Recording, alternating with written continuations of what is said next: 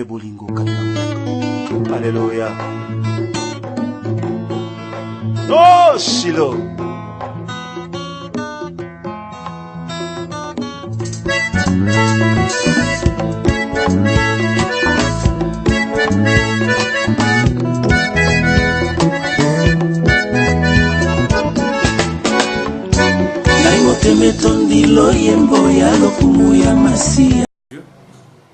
Na pesi binombote na kombo na Yesu Masia isika nyonso bozali kolanda ngai ya bino musali na Nzambe humble serviteur de Jésus Christ. Na pesi kolo merci oyo asangisi ngai na bino lisusu lelo na nzela itandwike ndenge tolobaki la fois passée et soki apesi biso lisusu opportunité oyo tokozanga te kozongisa lokumu epai na ye tolobelaki mpona reconnaissance na biso epai na Nzambe yango nde ezali clé ya bofungwami. Tandis que l'ingratitude, les alliés comme ma biso ni échec, to na bokangami. De to lobaki la fois passée, les locaux l'ensemble pesi biso lisusu accès wana. De to zali lisusu ko zongela ko beta sete. Pamba te ezali ba piège oyo diable azali ko kanga ko bloquer bana na Nzambe na vie échec, na vie ya bokauki, ya bokangama. Pamba te tango yo pesi Nzambe mukongo. Rien ne peut marcher dans ta vie. Yango to zali ko tanga na mukanda ya Roi 17 tozobanda na 8.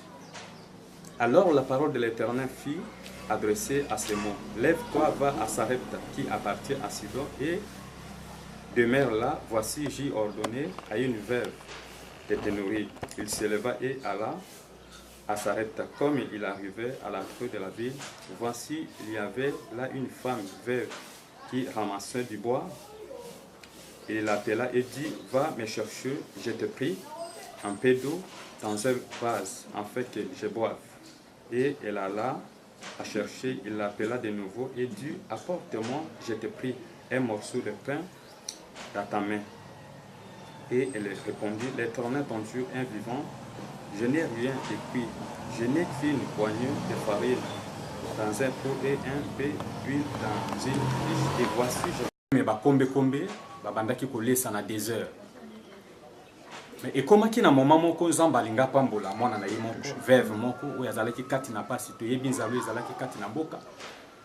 Nzambe ayebisi mosali na ye kende na ordonné mpona koyebisa ndenge tolobaki meme la fois parce que sa reconnaissance okosalela Nzambe bien te okoyeba kosalela Nzambe te ntango ozo reconnaître oyo Nzambe azali mpona yo misala oyo ya sali tango ozo reconnaître que soki naza Nzambe nde rien oyo nga naza nango ewuti epai na ye te nde okoyeba kosalela Nzambe na motema mobimba.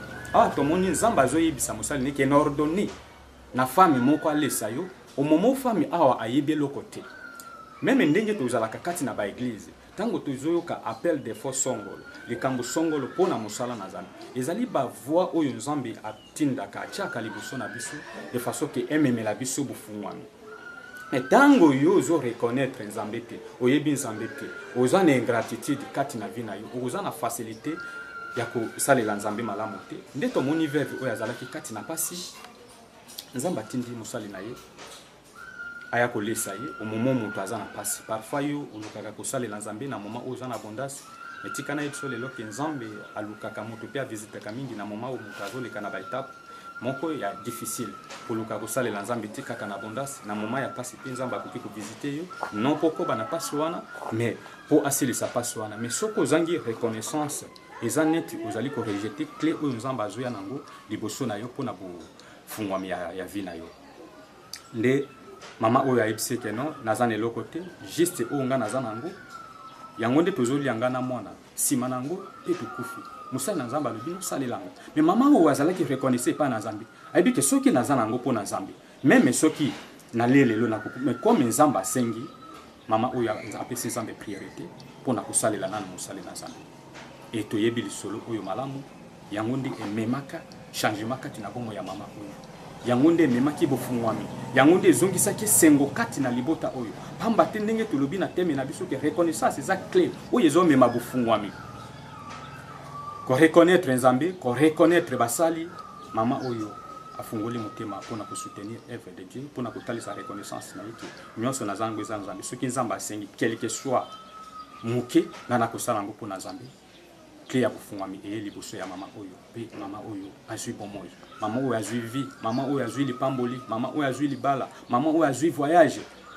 Mais tango nyonso tozoboya kosalela Nzambe, tango nyonso toza na vie ya ingratitude liboso na Nzambe, nde moment tozali ko rejeter ba opportunité oyo nyonso Nzambe azopusa liboso na biso, oyo ekoki komemela biso changement, ekoki komemela biso bolamu, nde tozali kobeta accepter bana na Nzambe, to reconnaître Nzambe, toyeba Nzambe, tosalela Nzambe, topesa Nzambe priorité na vie na biso. Moto a reconnaître Nzambe wa yebi Nzambe, oyo soki Nzambe te akoki kosala te, oyo azoyeba ke soki Nzambe te nakoki kozala nango te, aza na bakestion te ya kosepose mpona mosala na Nzambe. Nde lelo nalingi na tobeta susu sete na oyo etali teme na biso tozali kopartage ya reconnaissance.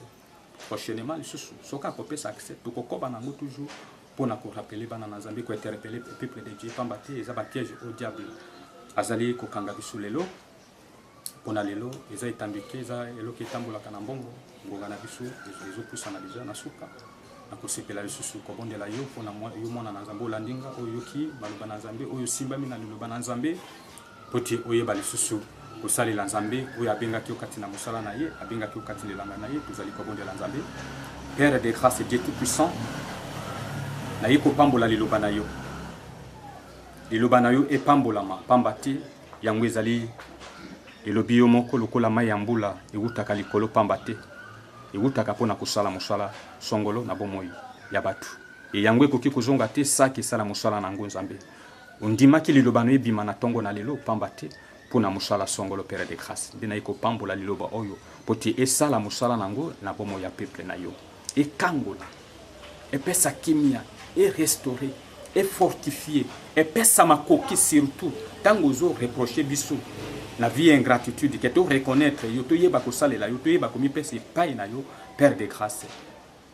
Ozana besoin ya kobombisa biso, ozana besoin ya korestaurer biso, tika liloba oyo esala mosala nango, liloba oyo epesa vie, liloba oyo esunga, liloba oyo etelemisa, liloba oyo rendre surtout capable basali bana na yo mpona kotelema na œuvre na yo, kotelema na mosala na yo, kotelema komikotisa, kotelema koboya mabe, ko reconnaître souffrance na yo nekolusu mpona ko rejeter mabe pe koloka toujours justice ezala partage ya vie na biso ya mokolo na mokolo. Na pamboli lebota na yo, na sengi ngolo na yo, na sengi grâce na yo, yango nde ezala partage ya bomo ya moko na moko. Nyonso ezali plan ya diable, manœuvre nyonso azuya mpona kokanga, ko bloquer bana na yo po bamipesa te, po bayeba yo te, po bandima oyo sali te kolo na telemeli na kwesi yango kaka kombo nondi na tomboli likolo ya bomo ya bana na yo, na kombo kitoko ya kolo musungi mobikisi na biso Yesu Masia, ndi tobondeli bongo tolobi amen. Nga nazali humble serviteur, nazali ko evoluer na nse ya makolo ya Thomas apôtre Sadisi oyo azali kosunga biso basali na Nzambe, bana na Nzambe toyeba kosalela Nzambe, tomikotisa lulingi nga nazoteya yo lelo, lulingi ya te yakanga apôtre Sadisi Clément. Tango nyonso ke nayeba kosalela Nzambe na reconnaître Nzambe, naza na église ya Assemblée de Jésus-Christ en sigle AGC na avenue Masolokel numéro 25 référence Soukami. Na pesi bino mbote mokili mobimba bisika bozwami bisika bozali bana na Nzambe basali na Nzambe, tika kolamo na bino, apambola bino, asunga bino, atelemisa bino, apesa bino makoki wana mesengo ya komikotisa kati na mosala na ye.